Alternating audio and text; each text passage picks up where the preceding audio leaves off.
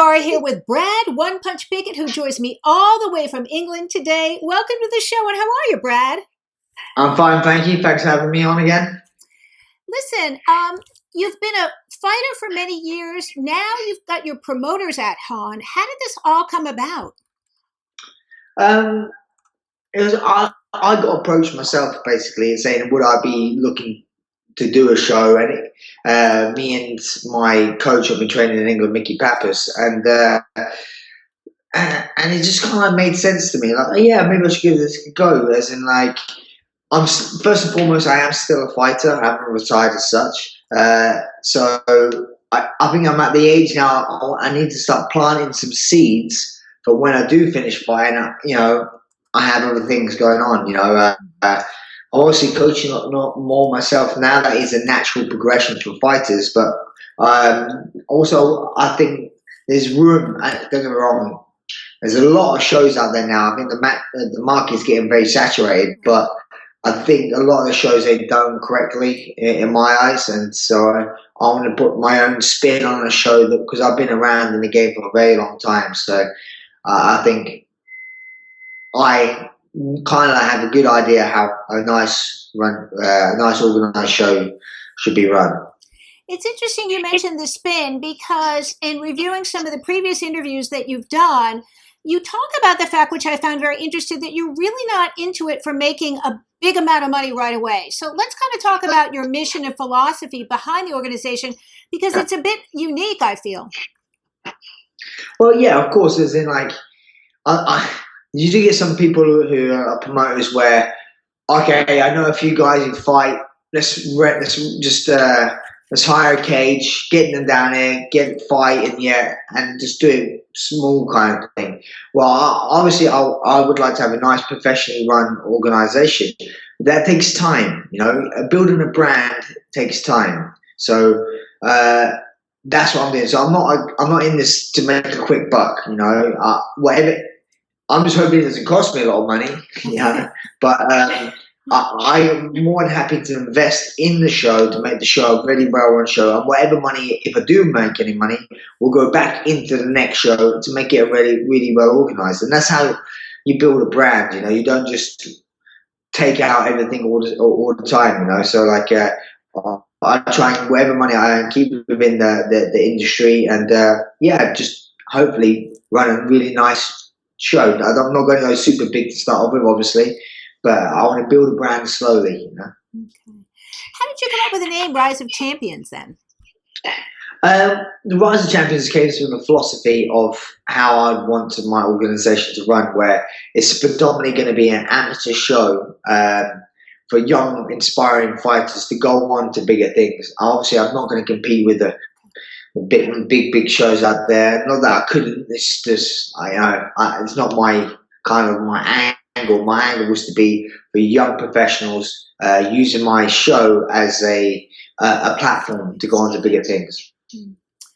So the matchmaking process, because you're also involved in that, tougher than you thought? Yeah, I'm doing all the matchmaking on my show, and it's not everyone has the same mindset as me. To be honest, they're like, I'll be like, yeah, I'll fight anyone, But a lot of people are a lot different. We're not saying it's a bad thing. But yeah, it's been a little bit trickier than I thought it was going to be. But it's it's part of the sport, and it's something obviously I'm getting better at, and I would learn a lot from this show and go on to the next show. There's a lot of them I think I want to do matchmaking. I want to have good fights. I'm not really one of those shows that want to have mixed matches where you have a home guy fighting some guy who's just what's the point? I'm trying to match good gyms versus good gyms. So then you're going to have a good fight, rather than having some guy who sells 100 tickets, getting him to fight some bum off the streets, just make sure he wins because he sold tickets. That's not my angle. I'm trying to put on a show that's very evenly as matched as I possibly can, Let's talk about some of the fights on the card because it's a very interesting lineup. You've got some guys from Ireland. You've got some guys from England. You're working with a lot of great fighters over there. Yeah, I mean, obviously, I have a lot of good guys on my card, and I've got people that I had originally people flying in from Ireland, but unfortunately the guy who was fighting bowlers got injured, so Right. that fight's actually now off, which is a big shame.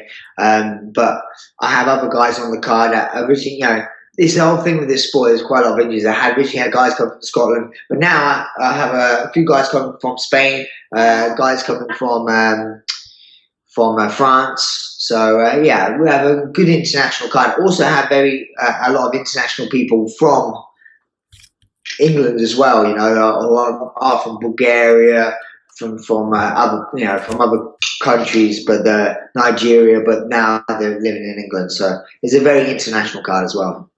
How can viewers watch this show then? Because it's going to be live streamed, right?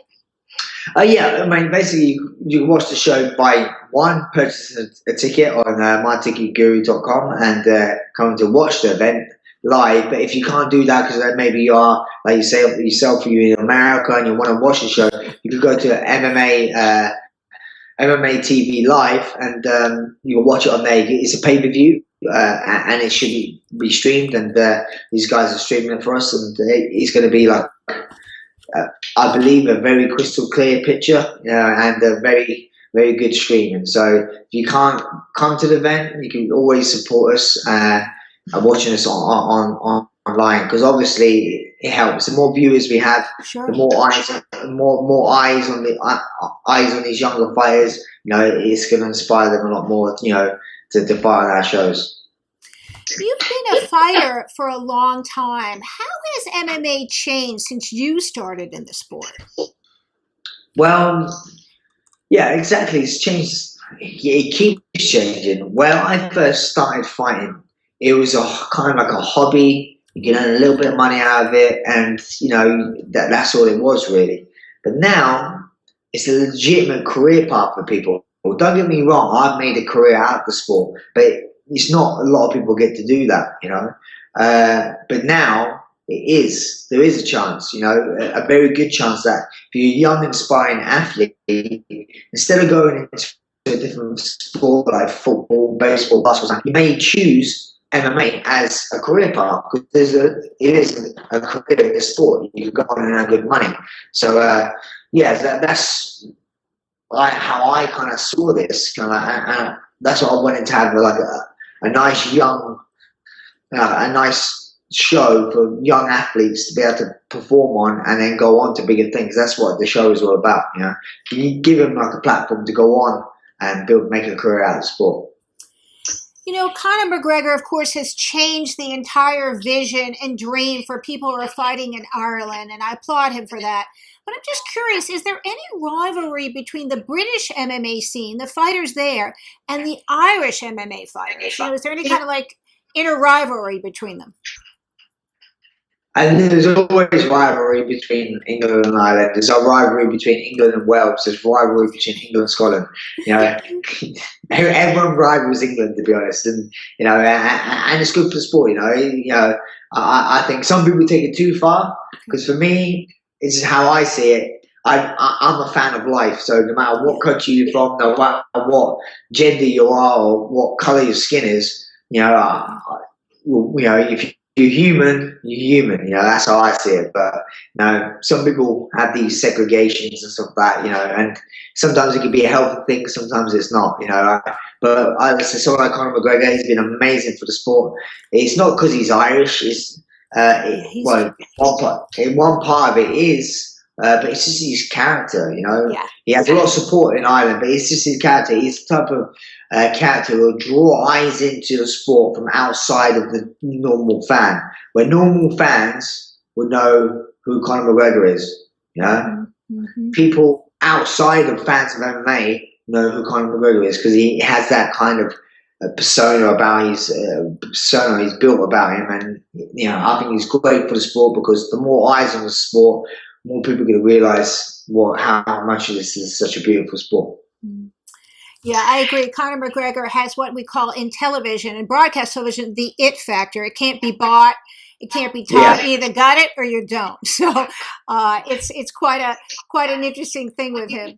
Listen, you expressed interest in fighting in next year in the O2 card fight that's coming to London. Any updates on that? No updates as such, but yes, I want to fight on that show. The UFC want me to fight on that show. So unless something crazy happens, I should be fighting on that show. You know, for me, it makes sense. I fighting in London. I love fighting in London. I fought in the O2 card last year, the last one they had. So I believe, you know, yeah, I should be on that card unless something crazy happens. Yeah, I think the fans would really like to see that. That'd be Yeah. spectacular for you because you're at home. You can be near your baby, and you can also But fight. technically saying that, I still will travel away to train. You know, I'll go to American Top Team. like I always do. I will train there. I may bring my wife and my child out with me, but I still go to American Top Team and train. You know? Okay, that means you're coming back to South Florida, then. Yay! I'll go back to South Florida. And also, obviously, ATT, I've got a new gym. We'll be opening, I believe, in a Right. month. So I'm looking forward to go there, do a bit of training in the new gym as well. Speaking of your baby and your wife, congratulations on being a new daddy. How Thank has you. being a father changed you? I know he's only about 2 weeks old, but how has it changed you? But obviously, it's not about me anymore. It's about my child, and I think until you have children, you don't realise that. I had a lot of people trying to explain it to me, Right. and I never really got it. But now you have the child, I get it. But then also now I find it hard. How do I explain it to someone who doesn't have a child? It's just different. It's not about you anymore. So now I've got this little being in my life that I need to look after and make sure I do well. So I need to. It's given me a different leaf of life. And now, because I'm 37, I've been in the sport for a long, long time. And sometimes, yeah, it can get a bit stale and okay, I'm just fine. But now I have a little leaf of life that, you know, my little buddy is kind of like made me want to go on and succeed, you know, and do what even more, you know. So it's given me a nice little leaf in life. Would you want him to fight? Would you want him to pursue a career in fighting if he chose to, or would you encourage or discourage him? My son could do whatever he wants. You know, I would like my son to be sporty, definitely, not because I want him to be an athlete as such. I just doing sports my whole life. Right. Helped me be able to interact with people, get involved in team sports like I was playing football, soccer, you guys would say. I played a lot of team sports. And when you're involved in team sports, you make a lot of friends and stuff like that. So I think sports is always good, one, for your health, and two, for making friends and being sociable. So I think that's very good, doing that. And I would love him to go into sports. Obviously, I would teach him. I'd love to teach my son how to fight, how to defend himself. Would I be upset if he got into fight? No. Would I be upset if he went into football? No. You know, he could choose whatever sport. I think the first sort of sport I would get my son to get involved in is gymnastics, because I think at a young age you need to learn how to jump, use your own body weight, cartwheel, flip, and once you get good at your own body weight and you become very athletic as a person, you can take that to any sport. Because I didn't start fighting until I was 26. I'd done literally every other sport until I got involved in this, you know. So I always found myself quite a good athlete, and I was quite athletic, and I was good at a lot of sports. So that's what I want my son to be. He could be good at any sport. So he wants to take up badminton and be playing on netball, whatever. You know, I would like him to try everything and then see where he goes from that. And then if he just does that on a hobby, then fine. Then obviously pursue a career in some guys. I just want my kid to be happy. Something tells me he's probably going to be quite a good athlete with your genes coming along there. All right, now we have some questions from Twitter, and these are all from your fans. Pedro Rodriguez at Pedro Jinjo asks, what do you think about Thomas Almeida? Can he become a challenger in the future? Which would be, again, in this case. I think definitely. The kid's unbeaten. Obviously, he's talking about, you saw the fight with me and him. Right. I was beating him. I was doing really, really well, and he came back. So not only he's a very talented young kid, he shows that he could come back from losing. And some people, when they have they could be they're always good when they're winning, as such, but then when they start to lose, they can fold up and crumble. Where he showed a good sign of character that he was getting beaten, but he managed to switch it around and come back and win. So I think he has true characteristics of a champion, and I believe he has the skill set. He's at the right age. He's had a lot of experience. He has a good team around him. So I think, he's possibly, has every chance to go all the way in that division. Speaking of opponents, have you got anybody on your radar if you do fight in next year at O2 in London? Not as such, obviously I don't think the matchmaking the card as yet is too far away, but I just like, to be honest, I'd like a fight where I can stand a little bit more, like a bit like me and Thomas Almeida. I like to throw down a little bit, so I wouldn't mind having, maybe like a boxer, wrestler, or something like that. I'm not too fussed, to be honest. All right, now our next question is from Heike Mustola at Heike Mustola. What has been the favorite moment of your career? Yeah, wow.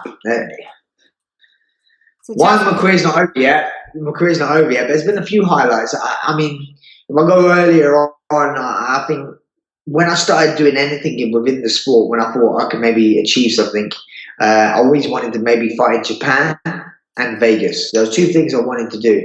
I haven't fought in Japan yet, but I made my WC debut in Vegas, and I won that by a really rare submission called a Peruvian necktie. So for me, that really stood out a lot for me. Winning that fight back in WC, making my debut in Vegas, it was awesome. That was a big point in my career. And I say another point was winning by knockout in the UFC back in Nottingham in front of my home crowd. Having a name like One Punch, it kind of like carries a lot of burden sometimes if you're not getting the knockouts. And so managed to knock out Thomas Almeida. Sorry, not Thomas. I wish managed to knock out Yves Zubron. So it was nice to do that in front of my English fans. And yet probably more things to come for my career. Okay. Jessica Jag Aguilar at Jag ATT, your friend and mine, wants to know, who is your favorite Mexican female fighter? I don't think there's any Mexican female fighters. I'm trying to think. I don't know. No, I'll tell her I'll come back to her on that one. Okay. I think she was hoping for you to say that she's your favorite Mexican female fighter. Of course she is. She knows I'm playing with her. She's a lovely girl, and yes, she is my favorite female fighter anyway, let alone Mexican. She's my favorite female fighter. She's a great girl, and I'm so happy that she's now moved into the UFC, and hopefully she does really well. Yeah, me too. I'm happy she moved up to the UFC. Okay, our next question comes from Graham Hughes at Grammatic. Sorry if I'm pronouncing that wrong for you, Graham. On Twitter, how are you functioning on minimal sleep? Because he's a new father and he's in the same boat. I just get on with it, to be honest, it's more effective because my child is actually breastfeeding. It's more of a burden on my wife than it is for me. I've got to the stage where he wakes up and I can still somehow just want to tone out and sleep out and let him. And he's been a really good baby, to be honest. So knock wood. He's no complaints from my end. Maybe that's all to come. But at the moment, I feel his pain because I'm not feeling it too much at the moment. Our next is from Rory the Russian. He has a comment for you, so thanks, Rory. He wants you to know that you've come a long way since the days of Cage Rage TV, and you had a brilliant fight with Renan Barão. He was so capable. Would you like to respond to that comment then? Yeah, thanks, man. Yeah, I know I've been around for a long, long time now. I feel like a bit like a dinosaur. But it's so weird when I look at some old footage of me and old fights and think I've been in the sport for such a long time. So that's why, in my eyes, I like to put something back in. There's not a lot of people who've been in the game for as long as I have, and so especially on the UK scene. So so now hopefully I could pass my knowledge on to young inspirers, young training partners with me now. Our final question today comes from King Daisy at King Daisy. He wants to know, do you have any plans for hooking up with UFC Fight Pass for a stateside broadcast? To be honest, I'm literally just getting my first show, so I said I'm going to spill from this show, see how well I can run this show and stuff like that. And if UFC fight pass are interested in my show, I'll be more welcome to look at something like that. But at the moment, I'm just concentrating on this one next weekend and see how it goes from there. And hopefully, it's really well, and then loads of people want to have a piece of it. Anything else you'd like to add today, Brad? No, thank you for the interview, and guys, I appreciate all the support throughout my whole career. If you can continue supporting me in my next venture, that'd be awesome. And yeah, so if you can either come to the venue, buy a ticket, that'd be amazing. Or if not, you obviously stream it online with pay-per-view on MMA TV Live. So that'd be awesome if you could do that as well. It'd be much appreciated. Before we go today, I want to give our viewers some of these social media locations where they can follow the new promotion. First off, if you still need a ticket, here's the link to get one. And there are tickets still left. On Twitter, you can find them at The Rock, ROC Events. On Facebook, you can follow them at facebook.com/Rise of Champions MMA. And on Instagram, where there's a lot of great photos to look at, you can follow them at Instagram.com, The Rock Events. Also, I want to give you the website if you'd like to take a look at it, because they've got some great news coming out. The website is www.rockevents.co.uk. Brad One Punch Pickett, thank you so much for joining us. And before I go, I always end my interview with the same thing. I want to wish your lovely wife, Sarah, hello, and congratulate her and both you on the birth of your baby. And I wish you good luck at your event on October 17th. Much appreciated, Susan. Thanks for having me.